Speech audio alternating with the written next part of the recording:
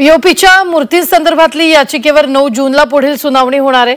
काकोडकर समितीचा अहवाल प्रदूषण मंडळाकडे देण्यात आलाय, तर 1 जूनपर्यंत प्रदूषण नियंत्रण मंडळाला उत्तर देण्याचे निर्देशही देण्यात आलेत।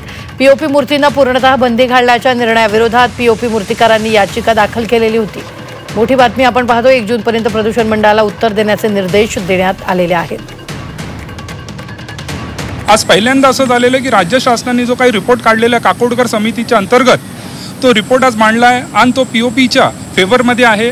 मला असं वाटतं की ह्याच्यावर कोर्टाची भूमिकाही स्पष्ट झालेली आहे, राज्य शासनाची भूमिकाही स्पष्ट आहे।